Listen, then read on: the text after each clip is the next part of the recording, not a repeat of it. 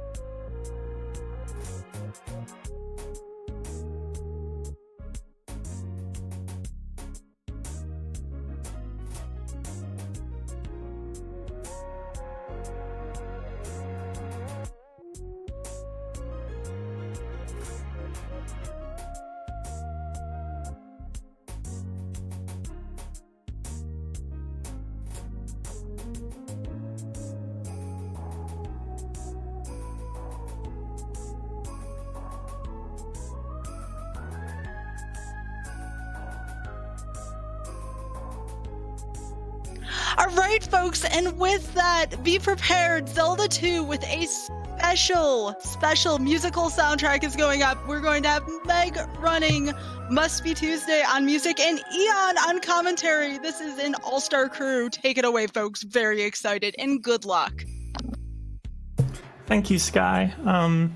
So we are going to be running Zelda 2, and we're going to have live musical accompaniment from Must Be Tuesday music. And Eon, Enchantress of Numbers is going to be doing some commentary while we're going. And it's going to be a very interesting thing. This is actually one of the most challenging things I've done in speedrunning because we're coordinating what songs, when to switch songs and all of that. And it's going to be really interesting. All right, I'm going to let Eon take over talking for the rest of the run. Yeah, we should mention the wonderful friend who made the patch for the ROM as well. Yes, Devin, a tiny fairy, patched the ROM to patch out all the music so that we could do this with game audio and the music coming from the piano. And it was really, really awesome of Devin to do that. Thank you so much. I see a tiny fairy in chat. That is who did it. Thank you so much. And with that, over to you, Eon, and we'll be getting started in just a second. Okay, and I think we're going to start with just a little bit of the title music, and then we'll get right into 100% no major glitches.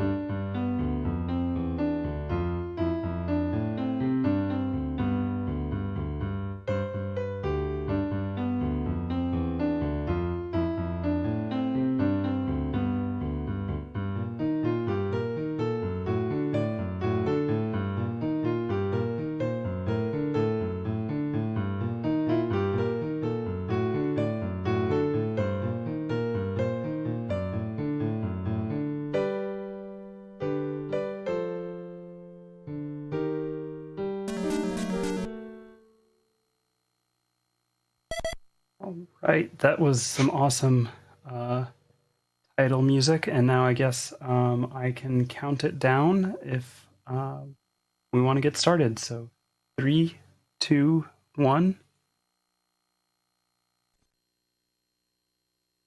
All right, time starts on control, which is now.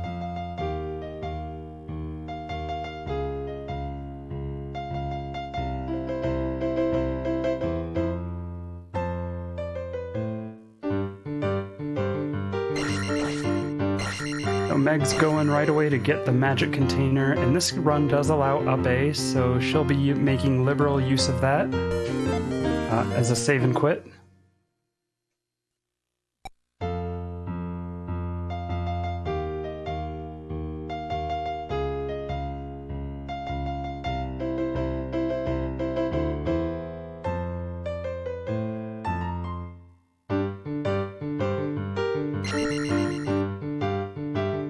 Now making her way to get the trophy for the jump spell.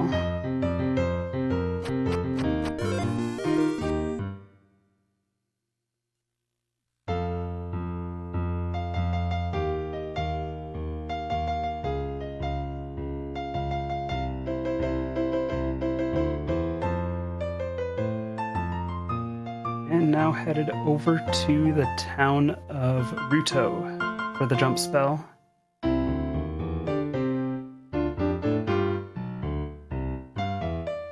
One thing Must Be Tuesday did tell me was that this town theme is actually one of the hardest songs to play because it's quite long and varied.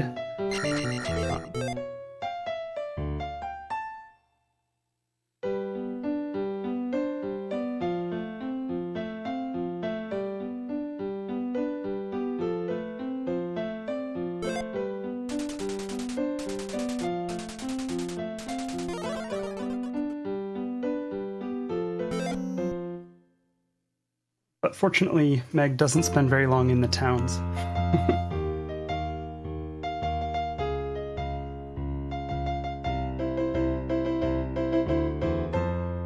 And now that little bit of collection is over with. Meg's going to be making her way down towards Death Mountain. So even though this is 100%, Dark Death Mountain is still part of the run, so...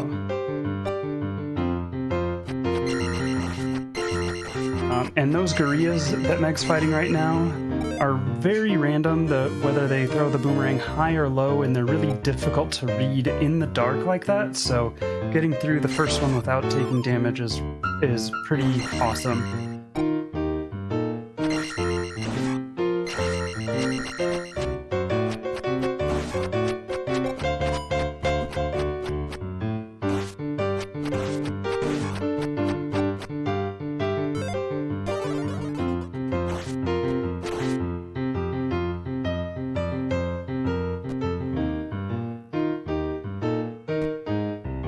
Nicely done through Jump Cave. That's really pretty difficult.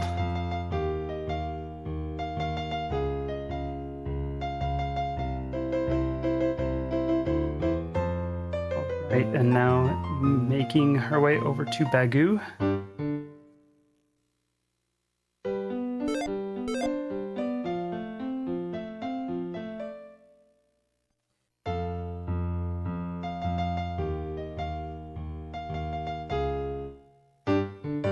And now back to, on the bridge to Saria for the life spell.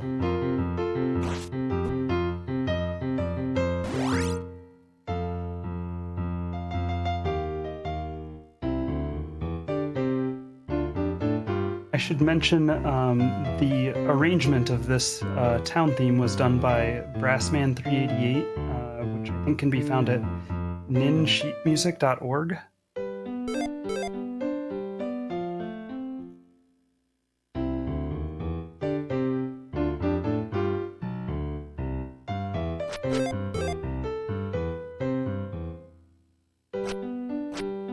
And there are actually 11 songs in Zelda 2, but 4 of them only occur one time.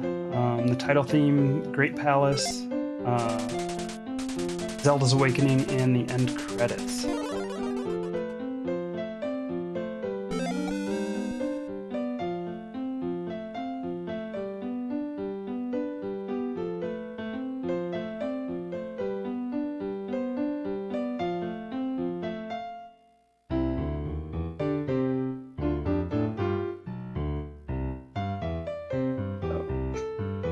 Should also mention that the official sheet music book for the Zelda series only contains 2 Zelda 2 songs, and one of them has errors in it, so Must Be Tuesday found the pieces in various places online and altered some of them to make them easier to learn to play. They've been learning the Zelda 2 music for about 2 months, and they're a songwriter, voice actor. This is their first video game speedrunning event.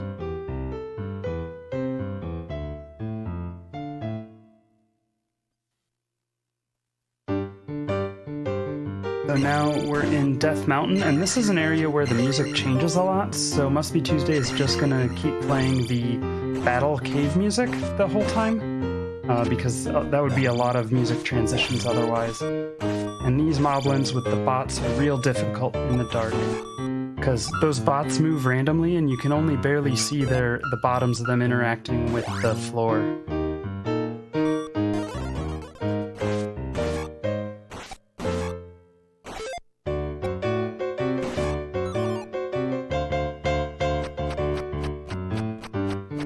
The Guria cooperated there, that can be a little bit annoying.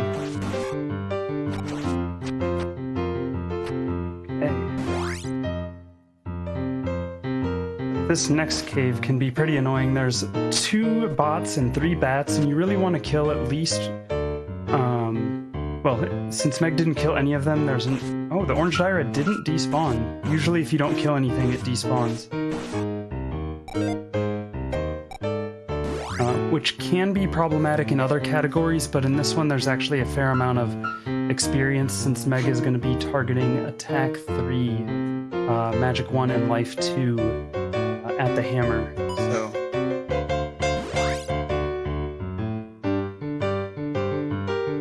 and here we'll see our first of the red Dairas. They don't glow in the dark like the orange Dairas do, so they can be a bit harder to deal with. There's also some bots jumping around.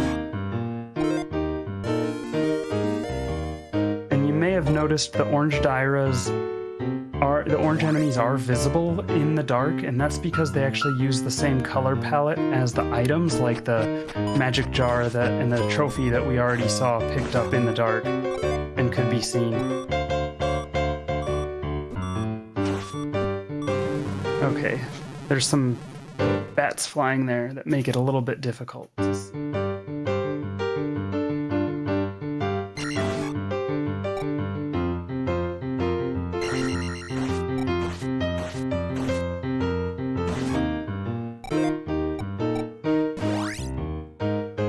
Okay, so that death was unfortunate, but it's likely not that big of a deal, because with the save and quit from up A, Meg has lives to spare, and after she gets through this part, she'll be using the up A, so...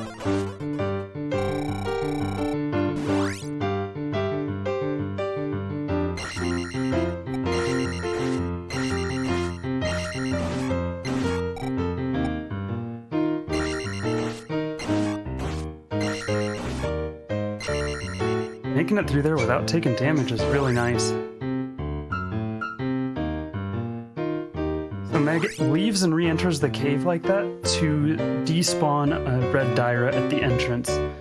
Since she really only needs to get 79 XP, which there's plenty of XP to do that in this cave.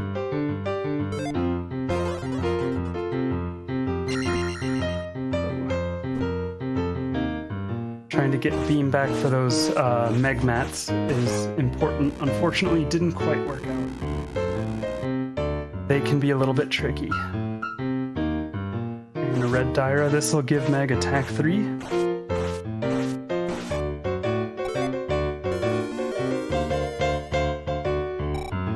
And you really want to take out that Daira, because when you come back, you'll get an X to the face if you don't.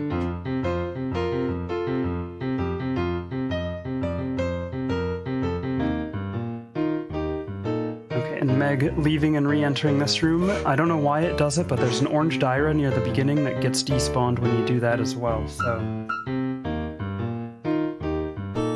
And Meg intentionally skipping the red Daira for an intentional death to save just a little bit of time backtracking.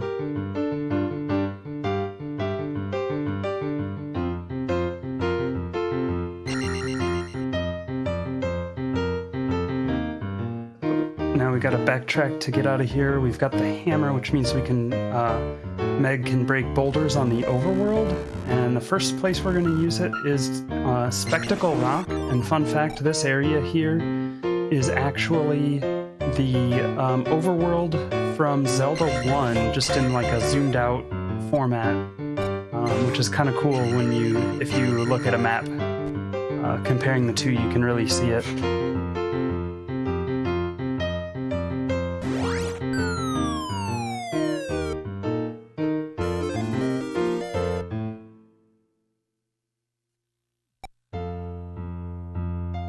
And that was an excellent run through Death Mountain. Pretty much could not have gone better, so really awesome to see. Now Meg is going to get the Water of Life, or sometimes called the Medicine, which is used to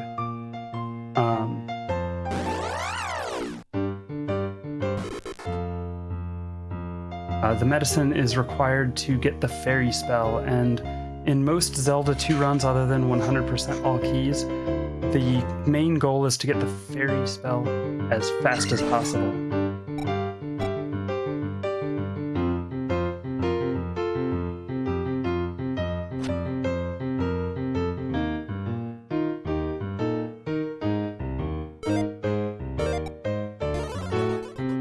jumping over these dairas here because don't really need to mess with them. Ooh. That was a little bit scary, but well done.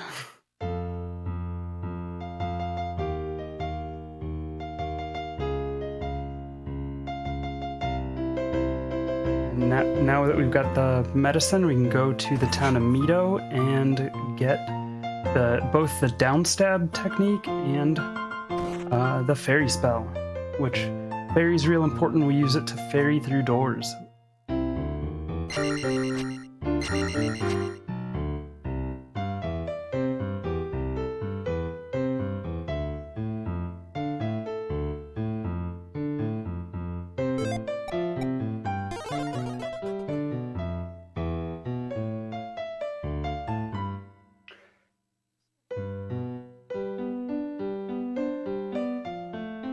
And I should mention the house theme that we're hearing now was arranged by Zimbabwe from ninsheetmusic.org.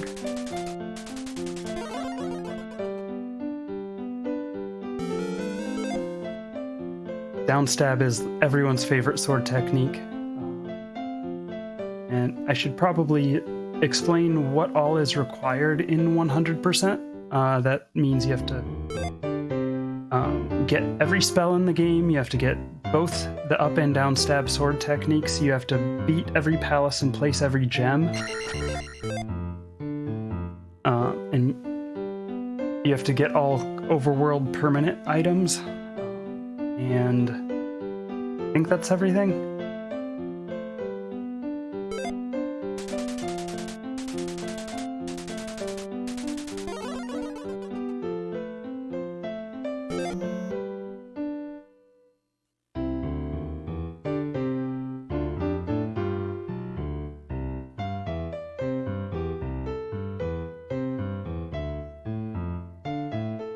Dungeon keys are not required in this. That would be 100% all keys is the category that requires all dungeon keys. And yes, this is Eon doing commentary.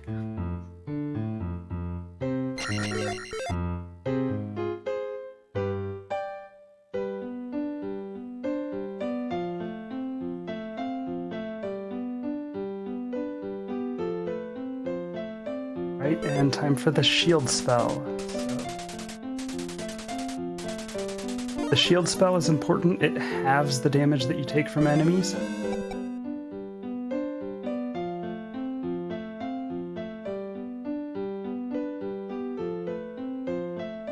So yeah, NMG or no major glitches lets you do some things not allowed in 100% all keys. It lets you do the fairy feet glitch. And it lets you fly through doors as a fairy, so you don't have to collect all the keys.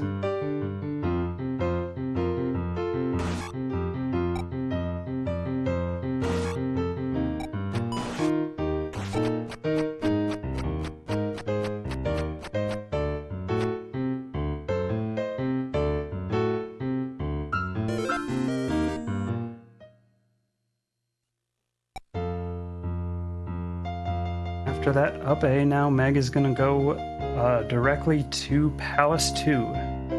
So that'll be our first taste of the Palace music. I'm excited to hear it.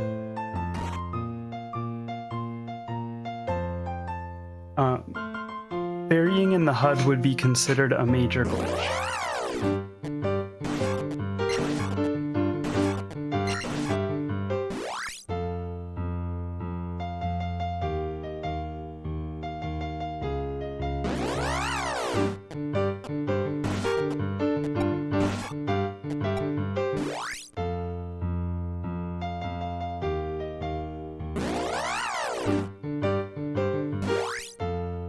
Yeah, that's a swamp walk that...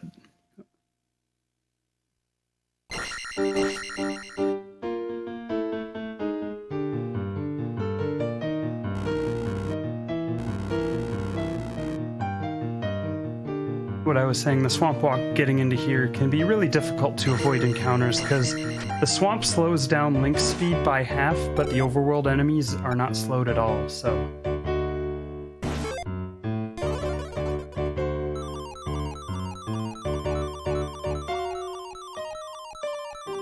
Meg's going to be doing a lot of combat in this palace to get 2 attack levels. Wisely taking her time to avoid those bots that can... Oh!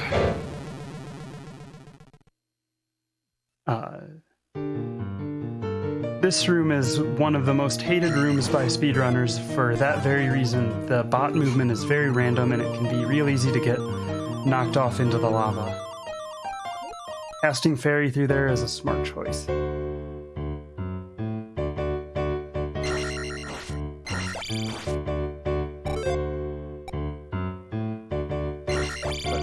If you speedrun this game long enough, you'll have many runs end to that, so...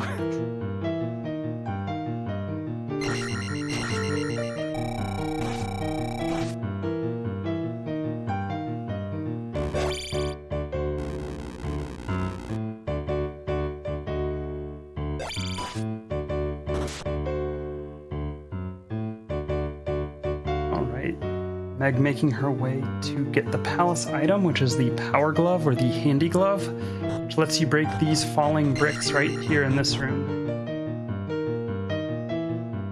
And then anywhere else you see those bricks.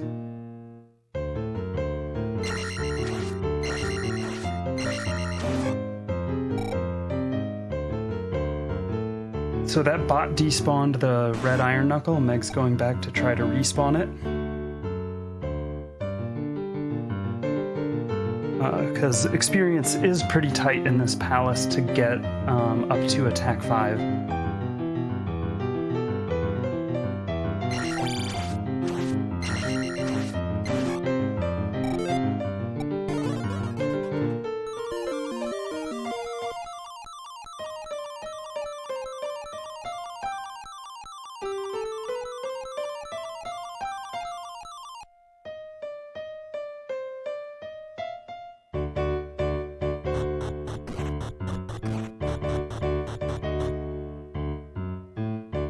So fun fact about those falling blocks, Link can actually break them in the air before getting the Power Glove.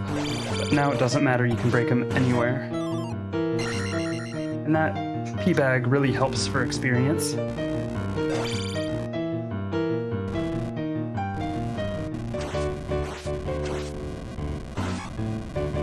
And that Moa dropping the fire can make this room a lot more annoying than it feels like it should be.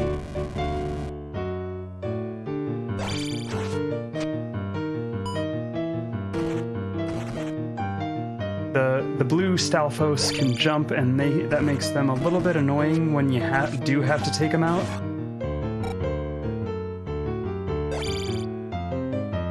Well done through that room. It's real easy to take a lot of damage from those turrets in there.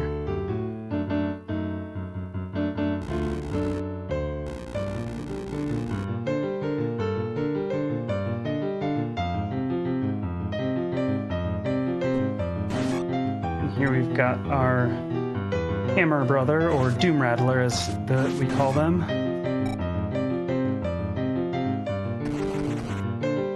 Meg digging down for a red jar, probably, which is smart because she needs to fly through a locked door coming up, so it's either get the jar or take an intentional death.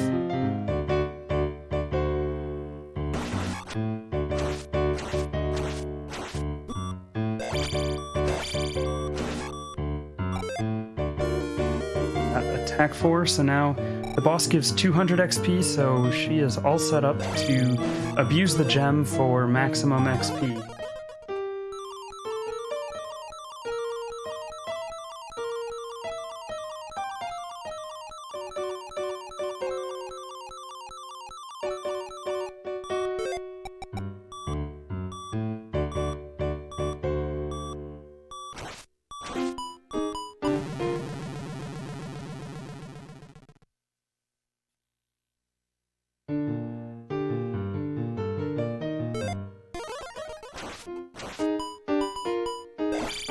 This is Helmet Head. The two helmets fly off, and then they'll fly around spinning projectiles at you. They actually do less damage than the projectiles from Helmet Head himself, so...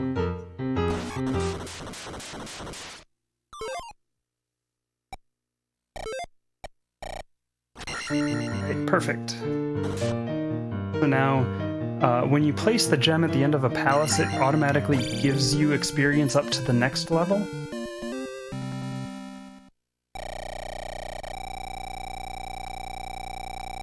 Which is why Meg always wants to have that be attack for maximum experience. That was Palace 2, and now Meg's gonna make her way up to the PUWP Desert for Palace 1. This is normally the first place you would go playing this game, but in the speedrun we come to it a bit later.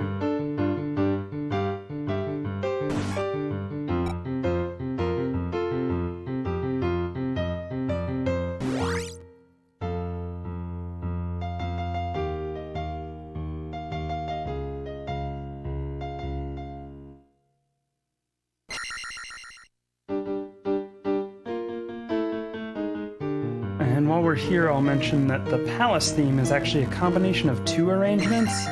One of them from Stephen Corley of musescore.com, and another from the Deku Trombonist from ninsheetmusic.org.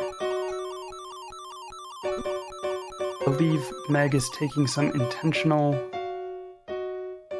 damage there. There might be a death abuse coming up.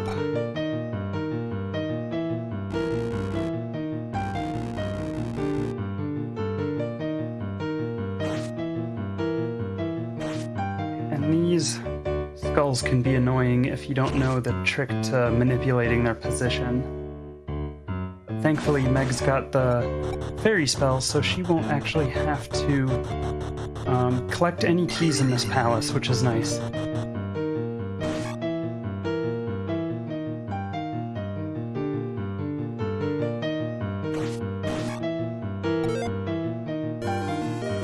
Well-timed magic level up.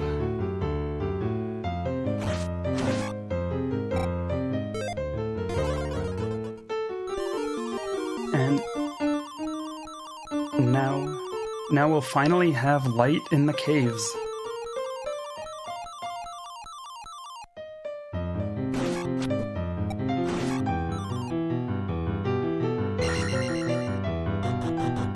But yeah, as you can see with skipping all these keys, that's the reason why getting the fairy spell as quickly as possible is actually faster. So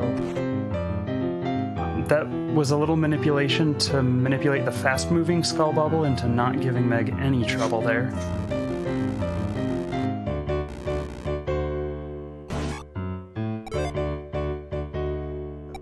And Horsehead gives only 50 experience, so Meg needs to get up to 250 experience before the boss fight, and well-timed intentional death.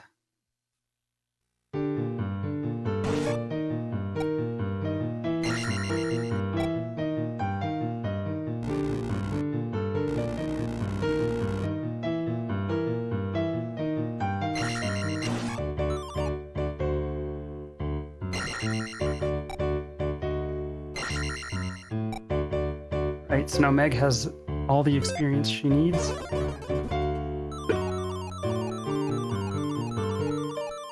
Just flies right past that Doom Rattler and Iron Knuckle.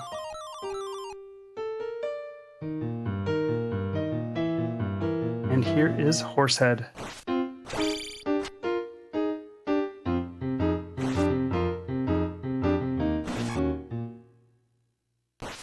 It's unfortunate that the boss fight is so fast at Attack 5 we hardly got to hear the music, but we'll get to hear more of it later.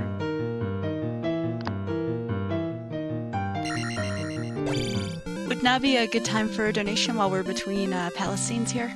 Yeah, go for it. Okay. We have $269 from CD6 that says, "What a lovely way to do a speedrun. Thanks and congrats to all the runners, commentators, and others who work tirelessly and sometimes tiredly through this weekend. And a special thanks to Must Be Tuesday for the beautiful music." And I can't stress that enough either. Thank you so much, CD6, for that nice donation. We also have $30 from Pixel Dollhouse that says, "Super excited to watch the Zelda 2 run in Musical Showcase. Happy Pride Month and save the animals." And $20 from Jasmine, who says, "Thank you for helping all of us." And again, wonderful job so far. Back to y'all. Thank you so much for all those wonderful donations. I should explain one thing that Meg did there was a glitch known as the fairy feet glitch when she entered the bubble encounter. Did some one-frame taps to get out of bounds by a single frame, and then tap back in the opposite direction because the game only looks at the player's X velocity to decide which end of the encounter to spit you out on. It feels a little bit like a screen wrap, but it's fundamentally a bit different.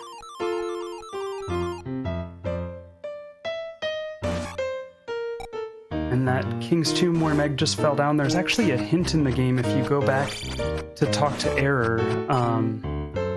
Someone tells you Error has a message for you, and he gives you a hint about south of King's Tomb, which was where Meg ducked into.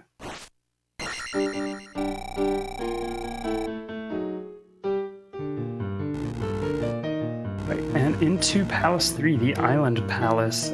This is where Meg will be getting the raft, which will open up a whole second continent to us. And everyone's favorite boss, Rebenak. So the Rebel Knuckle, as I believe it's what that was intended to be. Since he's an iron knuckle riding a mechanical horse. I think it was supposed to be like a motorcycle.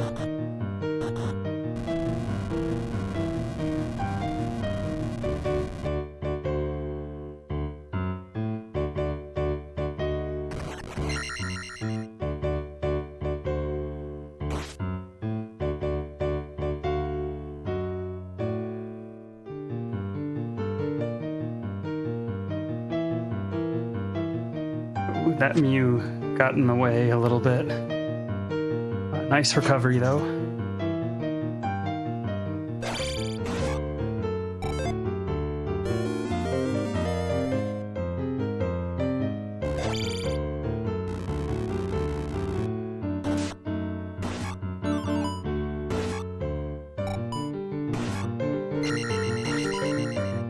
And this is another place where experience can be a little bit tight. That's why Meg went back for the 50-point P-bag, because she actually wants to get Magic 3 as well,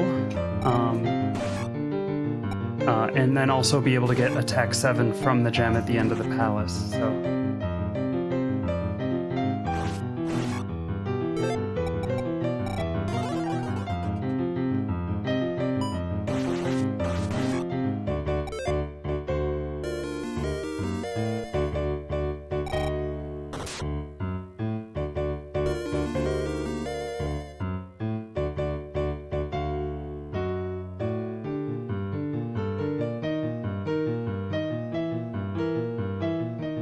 Yeah, that other P-bag is for 100, and that's really more than I think you would... It would take more time to dig to that P-bag than it would time it would actually save.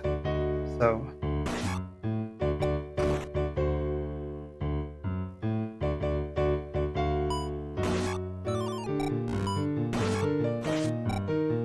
And of course the Never Jar is never a jar. That statue is a 50-50 chance of being a red jar or an iron knuckle, but it feels like 80-20 on iron knuckle first.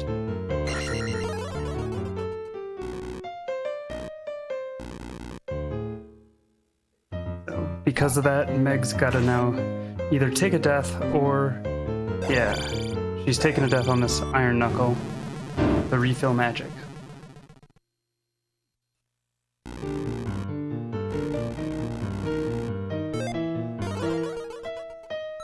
Yeah, that's what MBT or Must Be Tuesday told me was they'd been learning this for about 2 months now, so.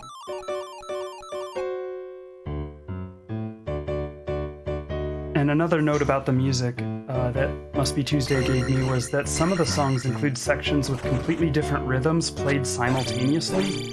For example, eighth notes on the left hand and triplets on the right hand, and gives the overworld, the house, and the palace as examples of those.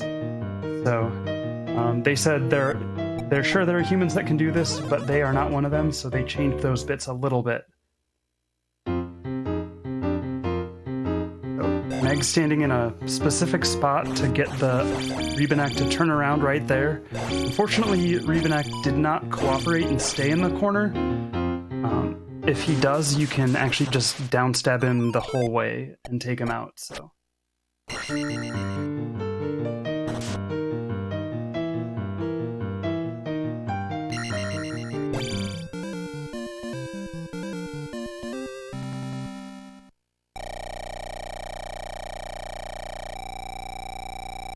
Right, now letting the experience tick up to 5,000 before the save and quit.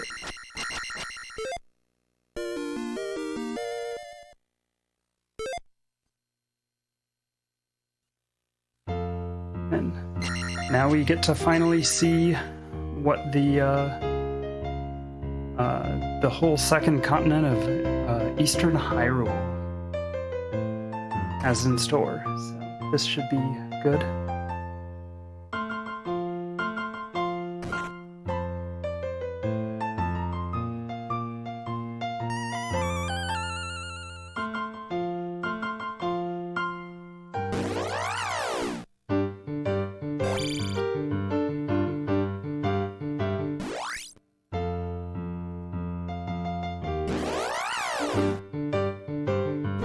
This walk from the raft can be a little bit frustrating. It can be sometimes difficult to avoid the encounters.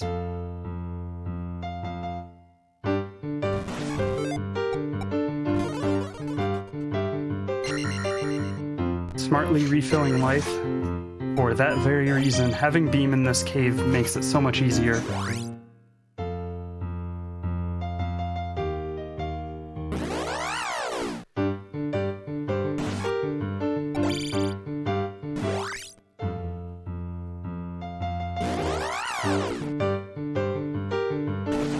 One thing to note is in the forest out there, the enemies spawn closer to you than they spawn when you're like on the grass or on the desert tiles, so it makes them a bit harder to avoid.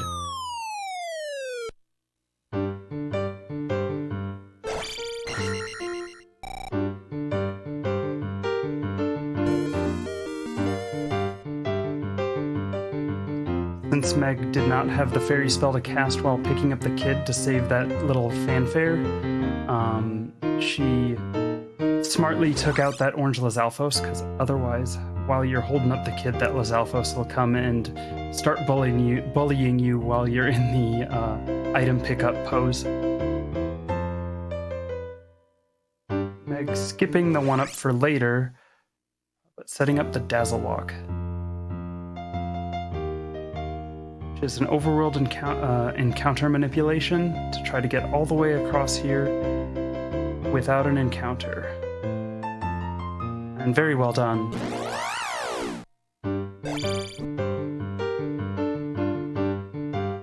Yeah, that was the kidnapped child. So these encounters can be a little bit difficult to skip sometimes if the overworld encounters don't want to be cooperative.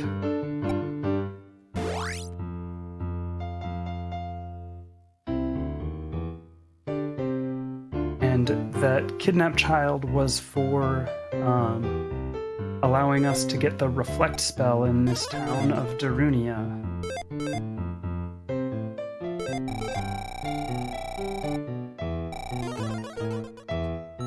Using the fairy claws glitch, if you hold down while casting the fairy spell, the game preserves the crouch state as a fairy and lets you get down the chimney.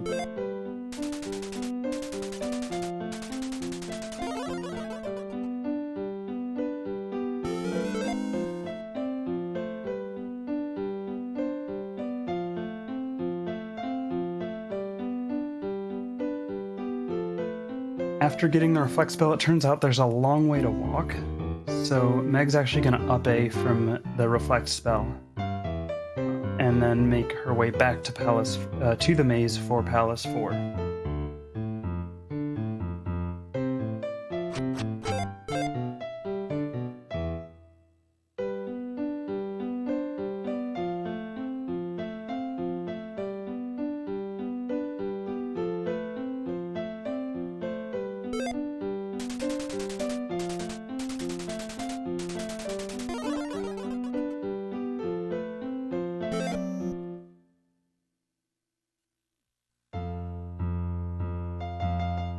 While we're doing this, I'll mention this overworld theme was arranged by Yale Ensminger of youtube.com/Yale Scores.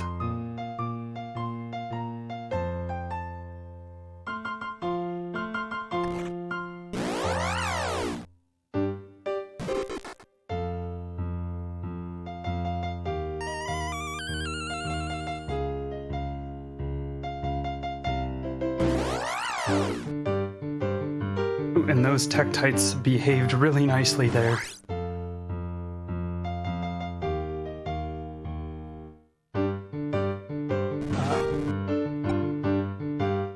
Yeah, just to reiterate, this is Must Be Tuesday playing the music live on piano, while Meg Mac Attack is doing the speedrun.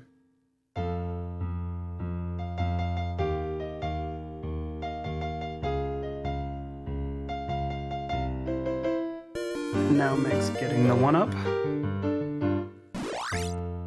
Because Palace 4 can have some required death abuses if you don't get good drops, so...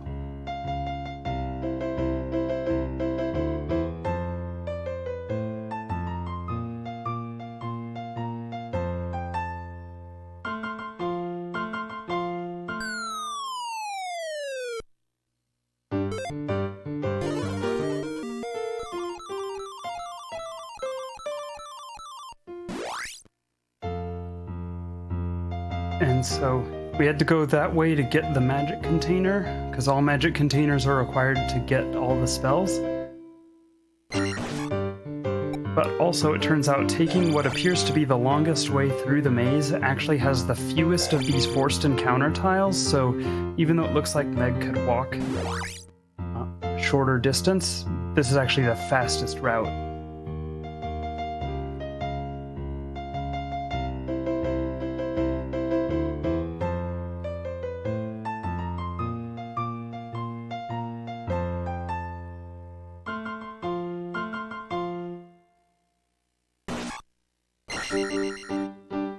Right, so here is Palace 4, and Palace 4 is really cool because Meg will actually be going to the boss first before getting the palace item. So it's the only palace where she'll be doing that this run, and it works out that way nicely just because the palace is really divided into two halves, so it's real easy to do it this way. And so Meg coming this way to get an extra key just to help save, try to save a death abuse.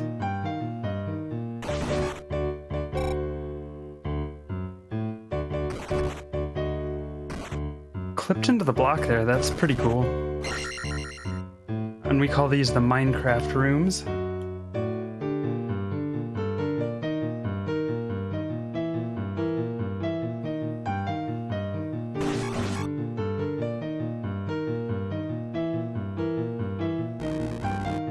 I believe, I'll just mention it now, the boss theme that we'll hear very soon was arranged by Fierce Deity of ninsheetmusic.org.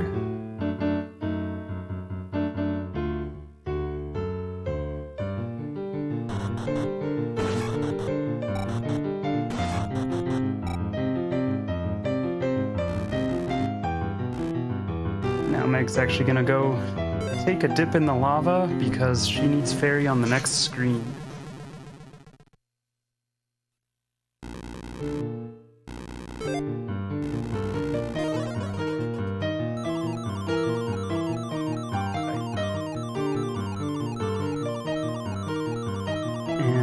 So she's going to need 399 XP before the boss fight, and then we'll also need to refill magic again to be able to cast the reflect spell, because it takes 5 boxes of magic at this point.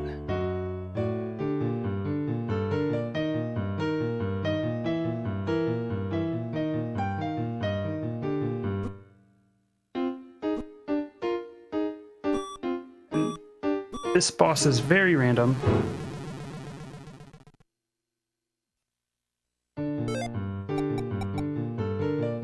The first hit on the boss is actually guaranteed if you do it just right. Just keep walking and duck.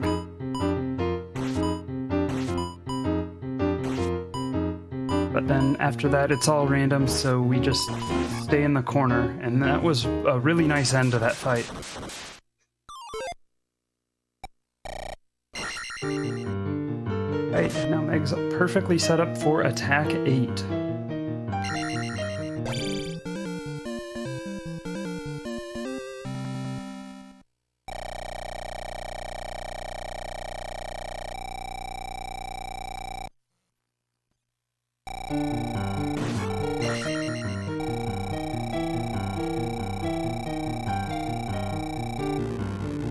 And now making her way back in, this time going to the right half of the palace to get the boots, and then she'll up A after that, so...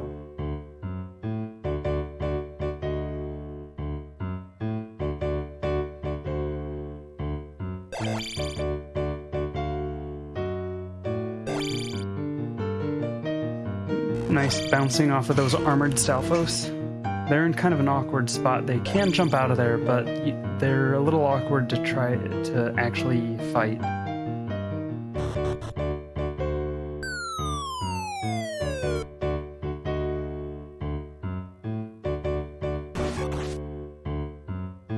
Nice hot strats on that skull bubble.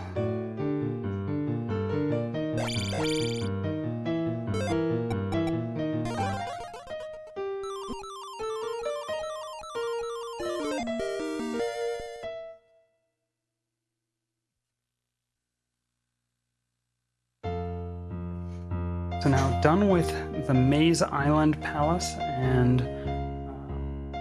we've got those boots, which basically let Link walk on certain water tiles, and so Meg will be using these to find Palace 5.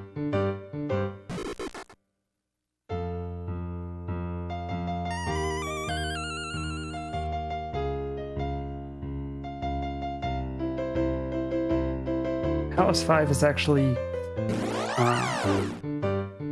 outside of Great Palace, it is the largest palace of the main 6. It's the largest palace that we'll go into. First, I forgot, Meg's got to go into Naburu to get the fire spell. It's everyone's favorite spell.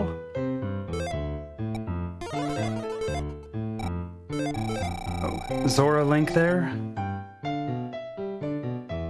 A little glitch from casting a spell and then talking to someone while the flash animation is happening.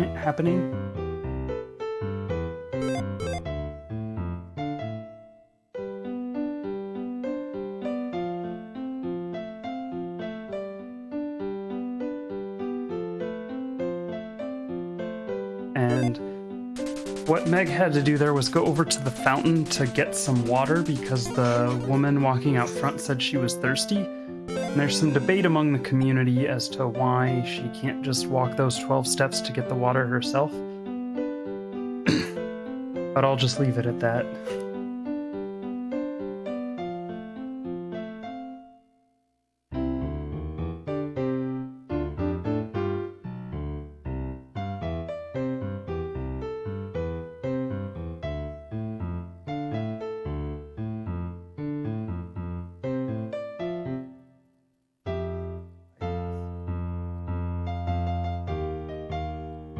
Palace 5, also known as the Green One.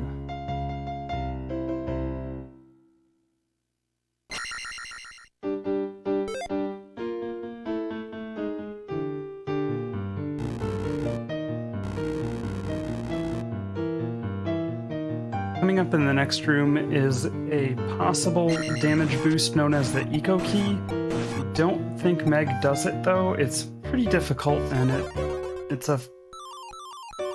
it loses more time than not attempting it if you miss it. It only saves about 12 seconds, so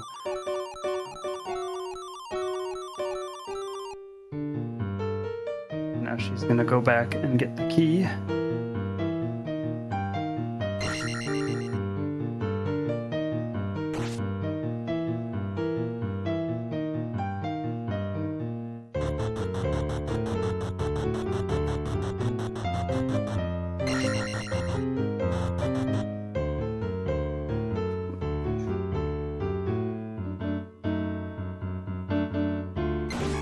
So yeah, I guess one thing I didn't mention, the title theme arrangement was arranged by EGAD Industries and Retro Parodies of ninsheetmusic.org.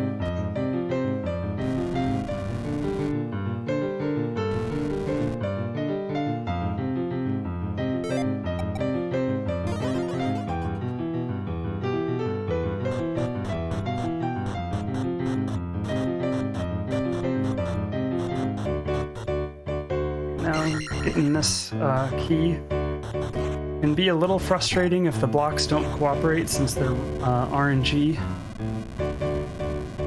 Oh, nicely avoiding the fire on the floor.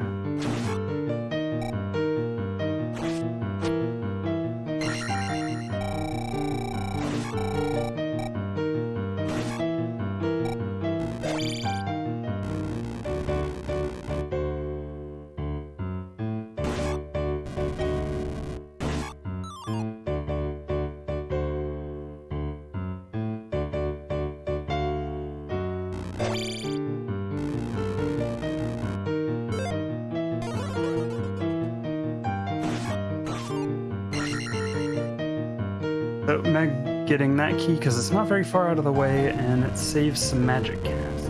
So basically it makes getting a couple of keys in here makes it quite a bit safer because you don't have to take as many death abuses.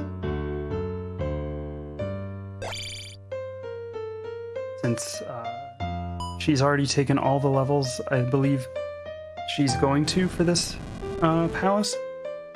But then we'll see a pretty awesome thing with the levels after placing the gem. But Meg is making her way to the palace item, which is the flute. And the flute is used for two things. One, the River Devil hates music, so we'll use it to clear the big spider-looking thing blocking our path after the palace. And it helps us find the Palace 6, the hidden palace.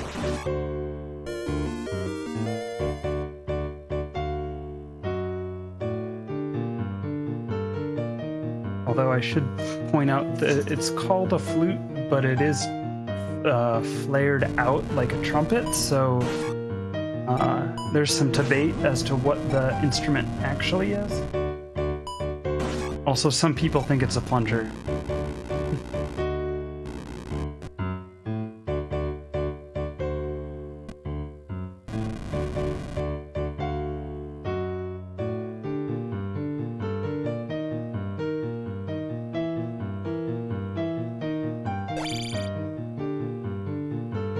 Yeah, some people talking about it in chat, that blue iron knuckle that we just passed in the Japanese Famicom Disk System version. There's actually a horse head refight in that room rather than a blue iron knuckle.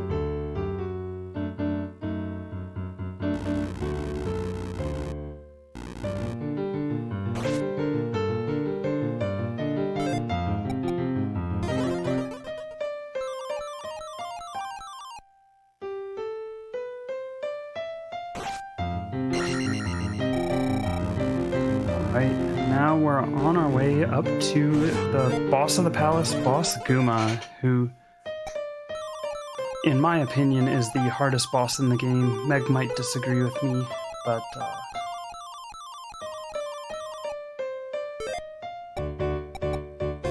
with all these spells, that shouldn't be too bad. Guma does hit hard, though. Take can... Ooh. With only 2 bars of health, Guma can be a bit rough. Now with all the full life and magic, should be no problem.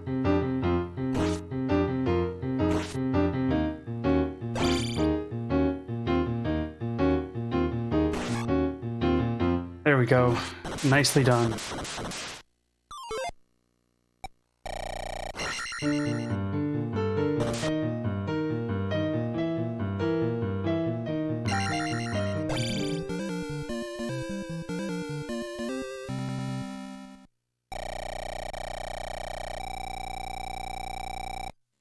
Now it's time for the Ocean Heart. So we're almost got all of the overworld permanent items.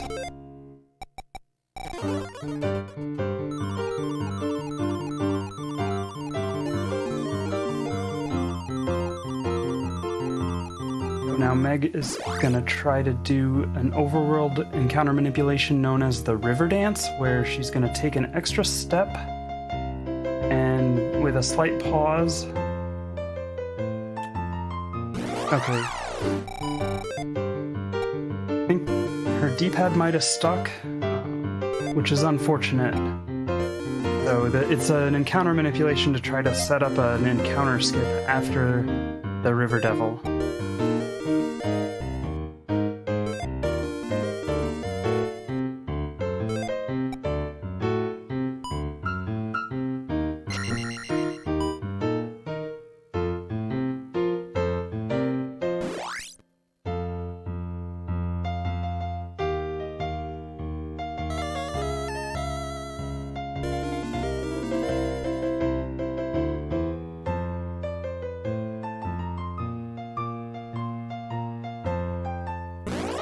Oh, unfortunately, trying to get that encounter skip was not able to.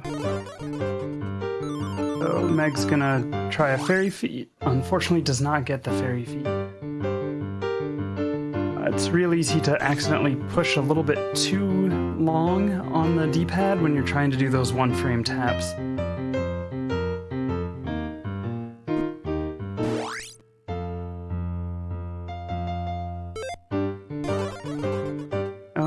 Thought Meg might try a second time for the fairy feat, but did not. And I guess I don't blame her with that Zora in there. That encounter can be a little bit frustrating if you have to go through it without fairy.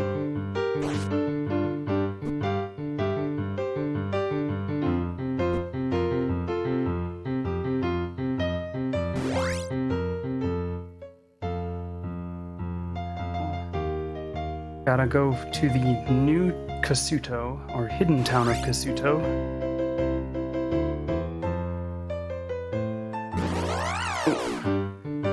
This is another area that's can be difficult to avoid encounters because they like to spawn real close to you in the forest. The 3 tile types where they spawn close are forest. Hey, we're seeing the fire spell, which is the only way to damage these Tektites.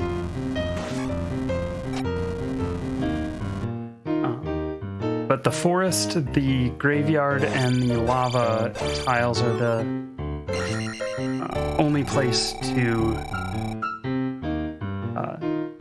those are the tiles where the enemies spawn closer to you. And that red jar was really nice.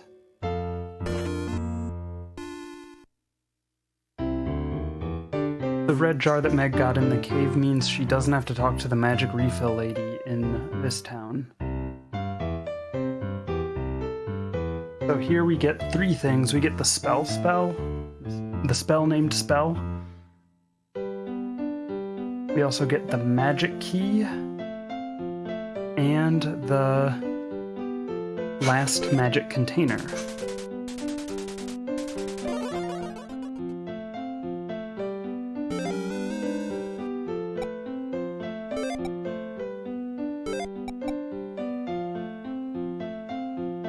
So the spell does some cool things. It lets you find the building that has the magic key. And and a lot of enemies it turns into bots, which you would think, as I said before,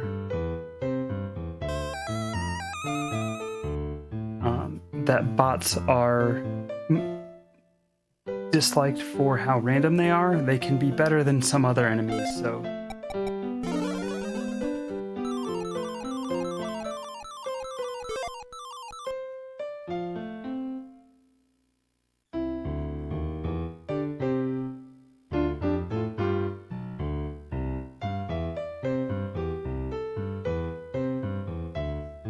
And this is the only town that has only one entrance and one exit. Every other town is two-sided that way, but as a result, since we have to go all the way through it and then all the way back out, this is the town you spend the longest amount of time in.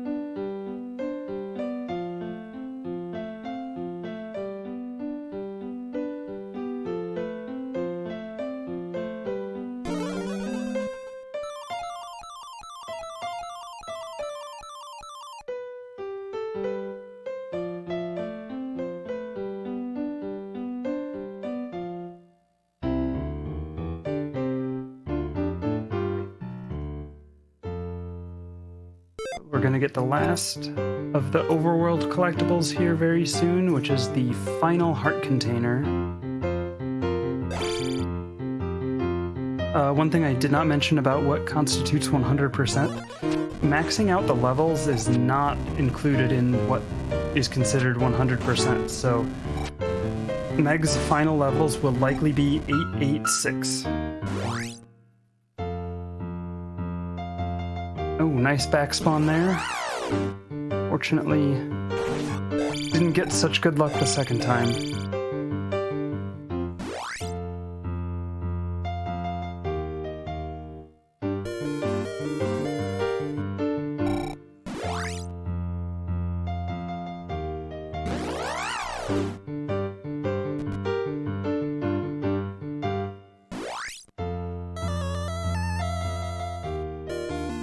And there we go, the 3-Eye Rock Palace.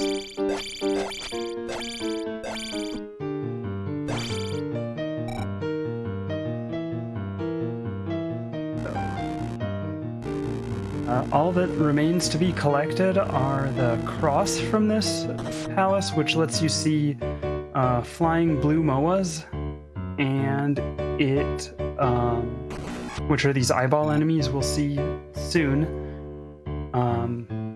Because obviously we can't see them yet. Meg doing a damage boost across that pit found by speedrunner GTM. A pretty cool damage boost.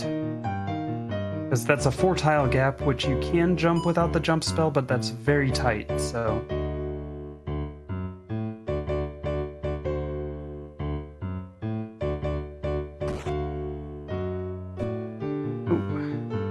Those skull bubbles are frustrating because when they hit you, they not only take life, but they also take magic.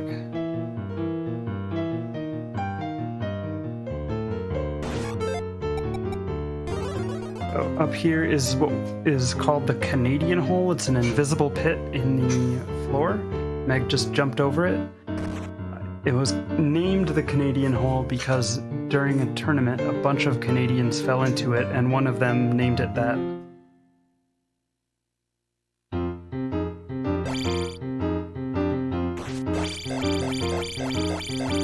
So there's the corner strats for Rebenak on the refight. Unfortunately, he did not cooperate for the downstab kill, so... but we'll be seeing one more Rebenak refight in this palace. This is really the only palace in this version that has any sort of a mini boss.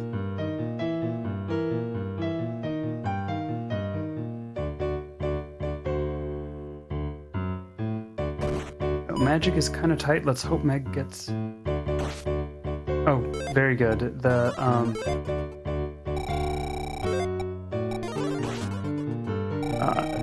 That was a really good red jar because magic can be very tight in this palace, and with getting a couple of bops from the skull bubbles, that can really make things problematic later, so.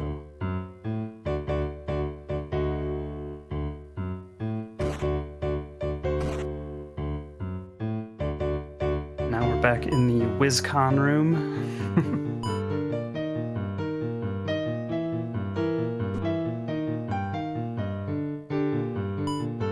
Honestly, though, that was a really nice Wizrobe room with only taking one beam hit. And Jackhammer is really nice on those blue iron knuckles. Meg's been doing that all run.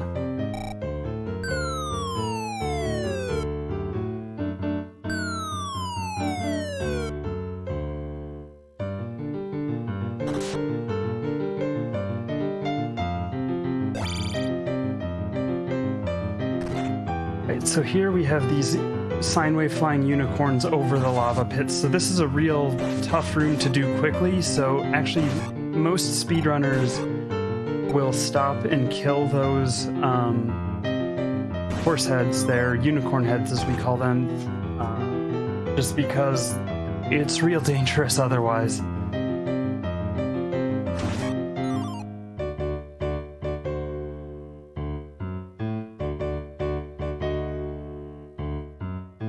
And this is another room, the first of two rooms in the palace that are fairy required, because apparently there is a way that I've seen a task get all the way across this room without casting fairy, but it's a little bit ridiculous. I don't think a human could do it. And there's one more fairy required room coming up after this Rebenak refight.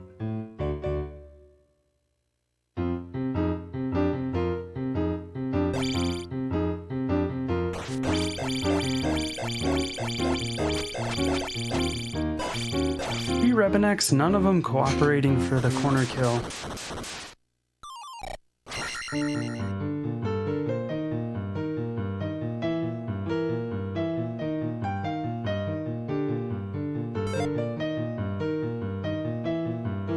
So here, this is one that's when you don't know that it's there, and if you don't have any magic left, it can be real frustrating to fly by and see that. So here's Barba. There's a cool manipulation. If you don't stop on your way in, you can guarantee Barba will spawn in the rightmost pit.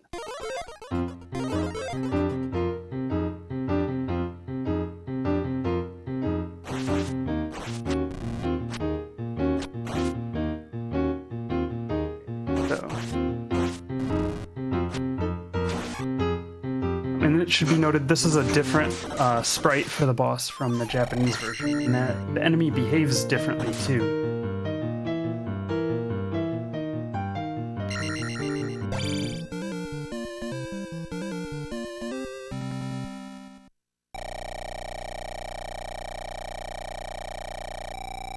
Right, now it's on to get the final spell, the Thunder Spell.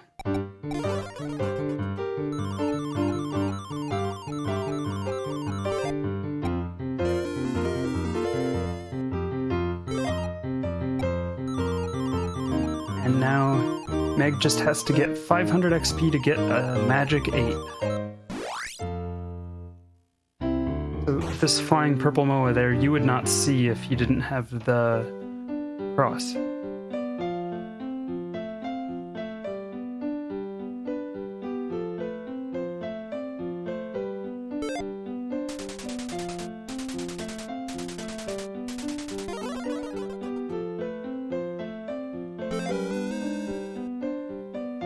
That's now with that we've actually Meg has collected everything required for 100%. All that's left is to make her way to Great Palace and take on Thunderbird and Dark Link. So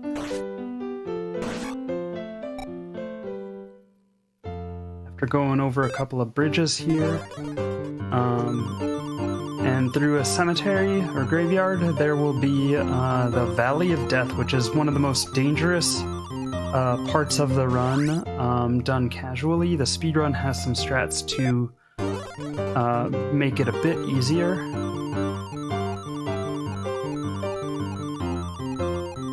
Particularly using the spell.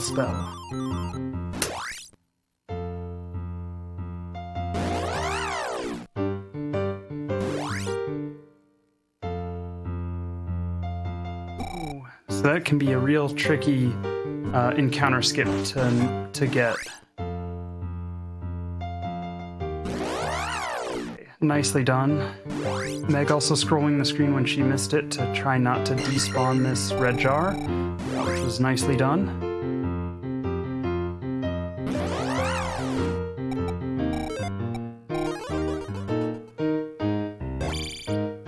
Turning those flying MOAs into bots is really nice, and you would not be able to see these MOAs without the cross that was picked up in Palace 6.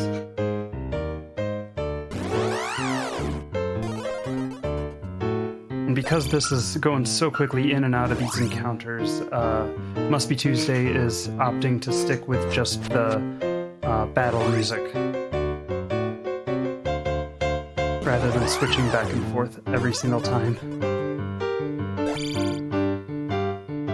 We are coming up on Great Palace, and I for one am real excited to hear the Great Palace theme.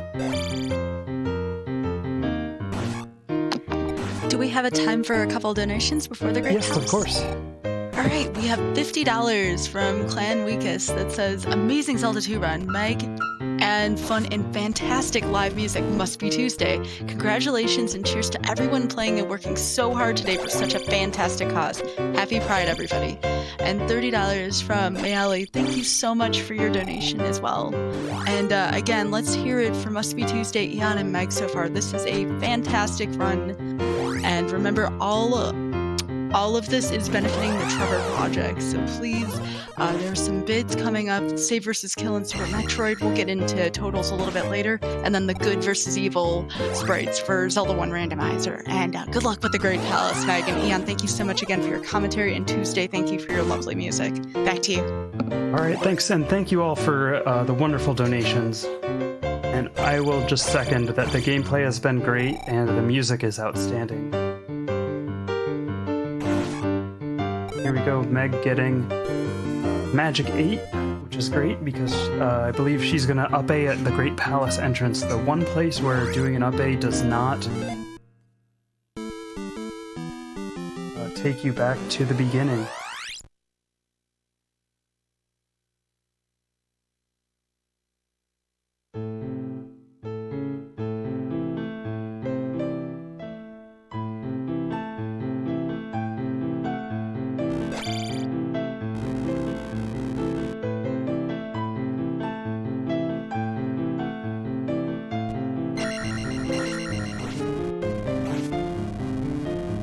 And I'll mention this Great Palace theme was arranged by Yale Ensminger at youtube.com/Yale Scores.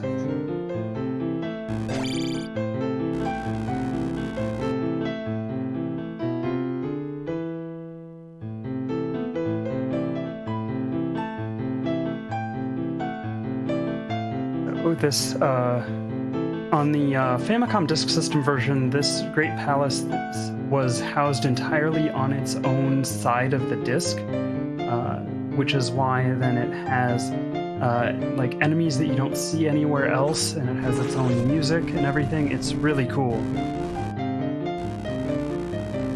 So we call those spicy chickens. The bird enemies in this palace have their own name, or have real names, but they can be easily mispronounced, so we call them bird knights and spicy chickens.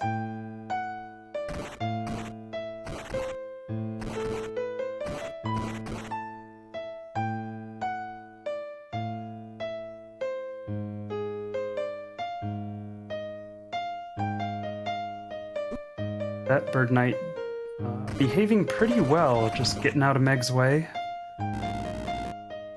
That's really the story of speedrunning Great Palace for the most part, is you pretty much just want to ignore the enemies to the best of your ability.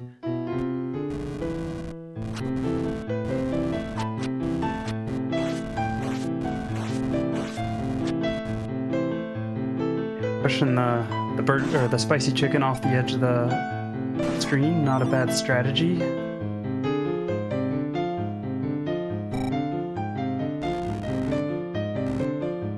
Meg gonna go get this red jar. It's a 50-50 chance for being a red jar or a bird knight, so a red bird knight. Casting jump here, there's a cool thing you can, if you jump at the right spot and you hit the blocks the right way, you can sort of gives Link a little bit of a boost that you can, in one jump, break 2 blocks and get up onto the 5th tile. Just like that. When it counted, Meg got it, so...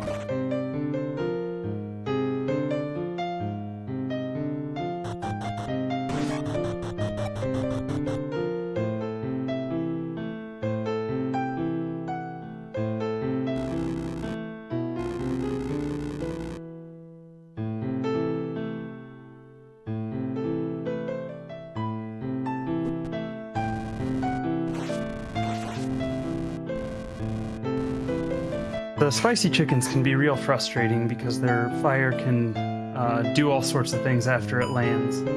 So, Blue Bird Knight, kind of in Terminator mode.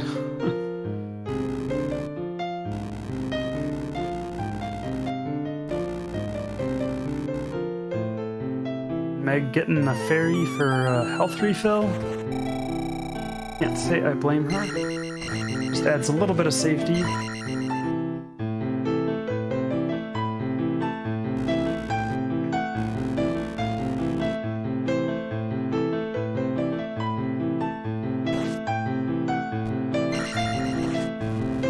Oh, nice skip on that spicy chicken. Oh, another hidden floor pit. And that king bot or boss bot gets most people the first time they get through there.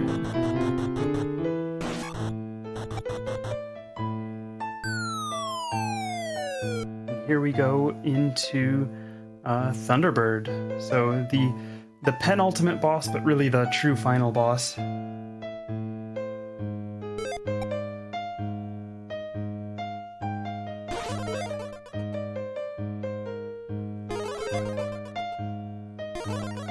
So Meg casting the full complement of spells that you can with Magic 8. Oh, yes. Did Meg not cast the jump spell? Seems opting for just pendulum strats rather than the jump spell.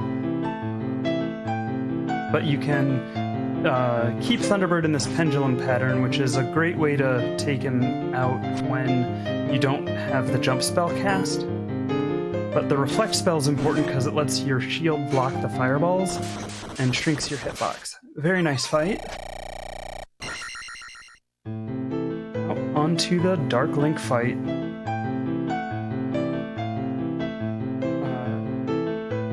This upcoming song was arranged by Fierce Deity of ninsheetmusic.org.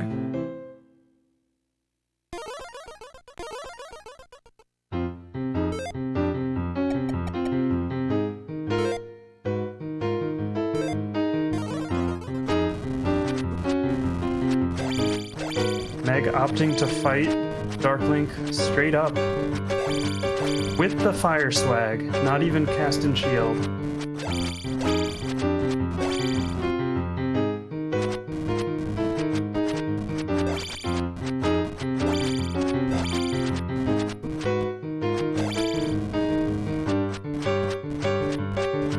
Oh, you're too far away.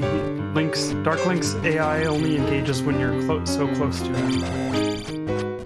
There are corner strats that make this fight quite a bit easier, and I think Meg's going to try to do them now.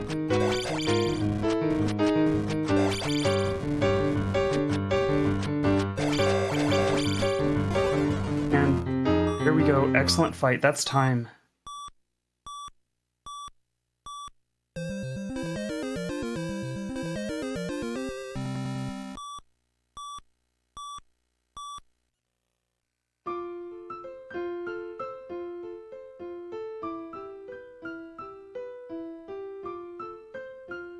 Very well done, Meg. Excellent music. Must be Tuesday. This Zelda's Awakening theme was arranged by EGAD Industries and retro parodies of ninsheetmusic.org.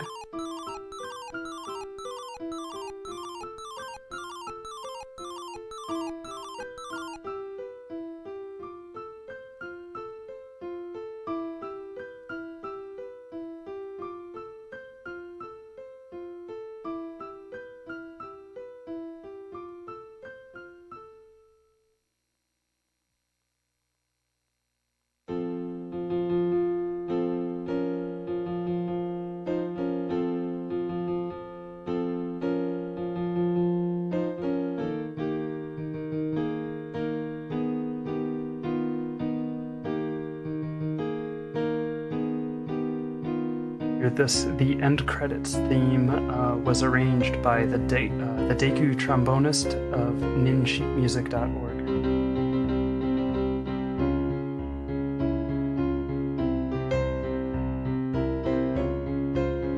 And once again, very nicely done, Meg. This run could not have gone better, I think.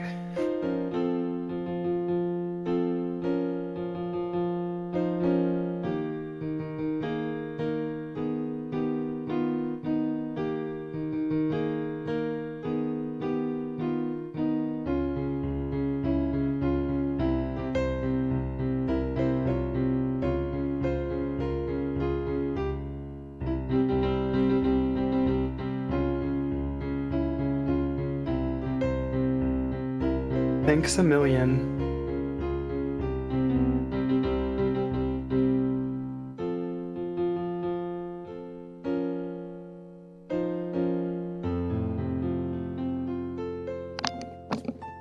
And also, too, thanks to you as well, Ian, for providing fantastic commentary throughout this entire run. Thank you. Hello, this is Must Be Tuesday. Can you hear me? Yes, we Yes. can, Tuesday. Hi. Fantastic music. It sounded beautiful the whole way through. Thank It you did. so much. It was so much fun. This was such a fun project. We've been working on it for like 2 months, I think, and it's been really challenging, but really fun. And I want to say thank you so much to Power Up with Pride for letting us do this. I've never actually heard of anyone doing live music accompaniment to a speedrun before. It was Meg's idea, and and I really, really loved it a lot. And thank you, Ian, for commentating too. I didn't manage to hear you because I was listening to myself, but I'm going to listen back, and I know you know this run really well, so that's I really appreciate it. I Must Be Tuesday on Twitter, and I usually do my own songs. I don't usually do a lot of other people's songs, and this was really difficult piano, so so it's been a great challenge. You played it very well. Thank you so much. Thank you everyone who's watching and chatting, and I'm really I've been enjoying the comments that people have been making, that they're looking forward to this, and I'm really looking forward to seeing what people said in the chat too. Thank you so much again, Tuesday, for all of your hard work, and I think you'll very much enjoy the re-listen through as well. Everything was spot on. Ian read or did commentary, excuse me, in such a way where it was wonderful, and I read donations very, very quiet to make sure we could get the best of your music. So again, shout outs to Ian's tone as well. It went right with the music because I was listening to the recording myself as we were going through. And Awesome. again, while the charity and all of that is so important, I want to make sure that I pick times where we could continue to have that music just playing as much as possible. Not that the donations were not important; they were very important. but I was so captivated by the music. I'm like, okay, I pre-picked my spots ahead of time. Where I want to make sure we can fully hear the music. That's awesome. Thank you so much. I really appreciate that. Yeah, thank you to everyone who donated. That's fantastic. It turns out playing the piano is work. I have a sore left arm now, and just thank you again to Power Up with Pride and to everyone who donated and watched. We hope to see you again in the future, Tuesday. That was beautiful, and I could only imagine I was thinking the performance a bunch of other games too that you sound beautiful during. So we hope to see you again in the future. But Zelda 2 was a fantastic selection. And again, thanks to Meg McAttack for the run as well as Ian for the wonderful commentary, and of course Must Be Tuesday on music. Again, thank you so much everybody for this. And I wish we could do it all again. That's how beautiful this was. But we're going to be moving on. We do have coming up, we have Super Metroid, which will be 100% item acquisition. We have Freyas, Ploth, and Komaru and Starsm. So welcome to all of them. And We are very much looking forward to the run. So again, really quick here, before we move on to the next run, a bit about the charity, which is very exceedingly important, the Trevor Project. The Trevor Project is the leading national organization providing crisis intervention and suicide prevention services to lesbian, gay, bisexual, transgender, queer, and questioning youth. You can check them out at thetrevorproject.org to access their services or find out more about their impact or to donate. And also, too, these lovely t-shirts are only going to be on sale throughout the end of today. So if you do want one of these, be sure to get one. We've partnered with the Yeti to bring you these event tees. These will only be available during the marathon, so get them while they're hot. Please go directly to theyeti.com/PUWP for information. And again, all of them are awesome. I'm kind of partial towards, actually, you know what? I do like all these. I can't see which one I'm partial towards. They're all beautiful in their own way. But I do very much like the colors on the Rise Star shirt. So again, Super Metroid coming up. I always enjoyed the speedruns to this. Save Kill is a bid, which we all look forward to throughout this. So a real quick Save Kill update. Save is at $420 and Kill is at $39. So if you want to see those animals get roasted and those frames saved, get those donations in. Save Kill is always a fun bid war.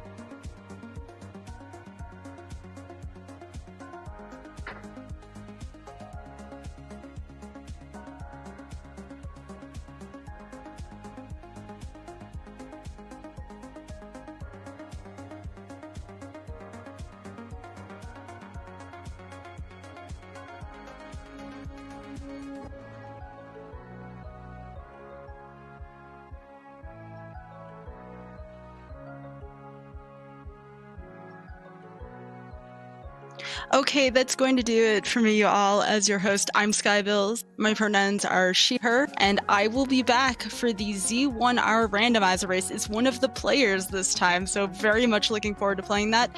Up next, for the host, we do have Witch's Hex. So please stay tuned. And also, one last donation here, $100 from Freya saying, kill Shack Tool, or Shack, dang, what is this word? Shack Tool? I think save the animals. All right, thank you so much, Freya. We appreciate your $100. Take care, folks, and I will see you on the video game side of things later. Take care.